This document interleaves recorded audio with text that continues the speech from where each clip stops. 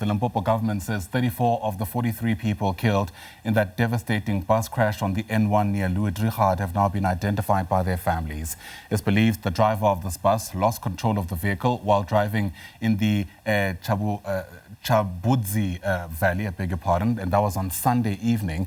The vehicle was carrying 91 passengers and was moving from Gqeberha in the Eastern Cape to Zimbabwe. Now, the Road Accident Fund is responsible for providing appropriate cover to all road users within the borders of South Africa, rehabilitating and compensating persons who are injured as a result of motor vehicle crashes. Let's get a sense of their responsibility in this kind of context. Bring in the RAF spokesperson in McIntosh Polela, who joins us now via our video link. Welcome to the SABC News Channel, sir. Thanks very much indeed for making time. You know, this issue around what the RAF's obligations are insofar as it helping specifically foreign nationals was recently ventilated in court. I think it was in 2022.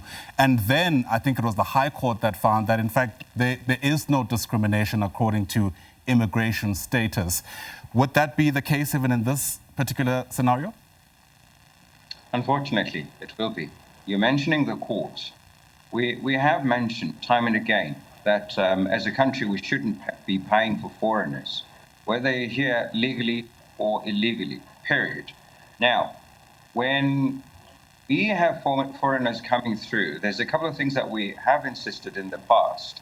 We have insisted that you bring your passport for us to see, number one, that you're here illegally, but also to determine whether when the accident happened, you were indeed in the country, South Africa. Now, we have had fights with these courts in that they have pushed us to essentially break the law, because the Immigration Act is very clear when it comes to foreigners, in that it says that we are not allowed as an institution to be doing deals with foreigners as pertaining to the illegal foreigners. But we have this very peculiar situation where the judges are saying every foreigner is here, even if illegally, but they are here constitutionally. We don't want to pay them, period. If it was up to me, up to the Road Accident Fund, we shouldn't be paying people up from outside the country. But we are compelled by this nanny constitution and the judges. Gosh. All right. I mean, I think what that High Court judge actually did was cite, it must have been, from the top of my head, Section 17 of the RAF Act, which actually doesn't discriminate against any person who is injured or suffers fatal injuries in the country whilst on the country's roads. And I suppose if the RAF were to take that up, that's actually where the rubber hits the road. Excuse the pun. Indeed. The judges put too much emphasis on any person. Now, say I get into Zimbabwe, I cross the fence and go to Zimbabwe. I go to Swaziland, I go to Botswana, right? I'm just mentioning countries around us. And then I have an accident. You know what they would do? They would stabilize me the best way possible.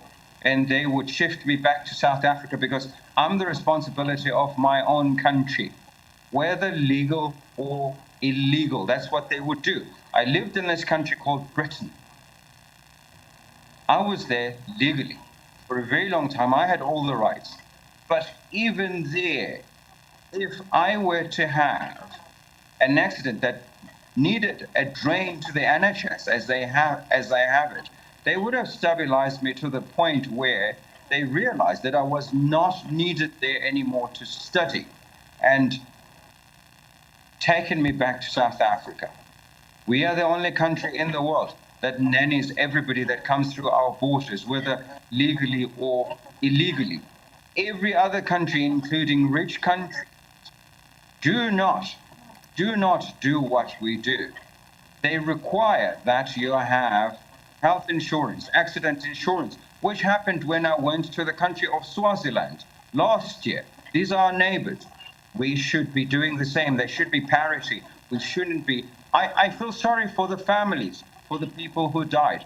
But I'm saying to you, we should not be paying them. But sitting here and now, they will be claiming. I hope that I have clarified this issue. Right, I hear you loud and clear. As the law currently stands, and as you do concede, the RAF does have an obligation to these individuals and their families. 34 of them, we're told, have sadly passed away due to this accident on Sunday. I wonder if A, any claims have been lodged yet, and B, whether the RAF is in a position to even estimate what the possible costs of any kind of compensation, insofar as this case is concerned, would be. Let me start with this. The law, as it pertains people that are here legally, says that we should process their claims. And this is a legacy law. During apartheid, this was a skunk of the world, South Africa. Nobody wanted to come here. And as a threatener and to attract tourism to this country that was isolated, they said, if you come, even if you have an accident, we will cover you. We need to change that. Now, as it pertains the illegal immigrants, we shouldn't be touching them at all because the Immigration Act does not allow us to do that.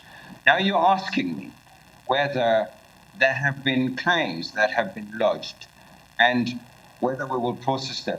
I don't know of any claims that have been lodged because it has to be after the funerals, right?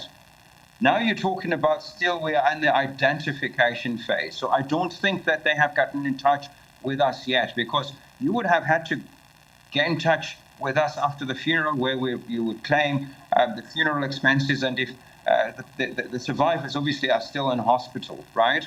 They would have had to consult a lawyer. They're busy compiling files to present to the RAF. So as I sit here and now, I do not think that any of them have consulted us. All right, and the second part of the question, if you are able to answer it, McIntosh, is there any way of estimating, in the context, for example, if this death toll doesn't increase, is there any way of estimating just how much the RAF would possibly have to pay out, given the fact that 34 people have died? Let me give you this estimate. I remember that last year we released statistics where we said, at the time we had paid around 1.8 billion, if not more, to foreigners. And as it pertains the people that have passed away and the people that are injured, I can only say to you it will be in the millions, because it depends on the extent of the injuries to each person. If you are going to be put out of work for a very, very long time and you've been working, the calculation is done on the loss of earnings.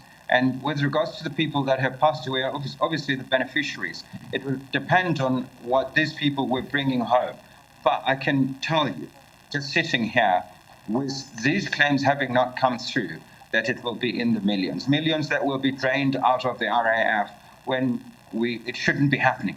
Right. An RAF, by the way, which we've heard in Parliament today is in a state of crisis, and it'd be remiss, McIntosh, for us not to speak just for a moment about your appearance before SCOPA earlier this week. In the main, I think you were ventilating the circumstances surrounding two contracts worth about 500 million rand. But I just wanted to ask you about who you reckon is best placed to really get to the bottom of the systemic issues at the RAF, given just how long-standing they've been and how damaging they've been to the institution over the years. It's the people that we were sitting with in Parliament. It's the lawmakers. I did say when I appeared at SCOPA that we have a bill that has been sent to the Department of Transport, and I even suggested what changes need to be made in that bill for us to work effectively. I did admit that the institution as it stands, and I'm sitting in it now, is broken, is dysfunctional.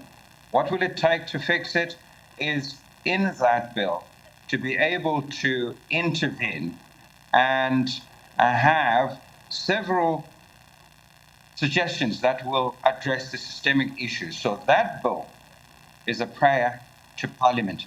And in that prayer, we need to put everything that will fix this institution, my Lord. Absolutely. And I hope everything includes the issues that Parliament has been worried about, saying that they're not receiving enough transparency from the Road Accident Fund in order to hold those who are in that institution accountable. But that's the time we have. McIntosh Polela, appreciate your candidness as you speak to us about the issues in the RAF and, I suppose, some of the concerns you have about the law insofar as it dictates the RAF's obligations towards foreign nationals. So we'll certainly keep watching that story very closely.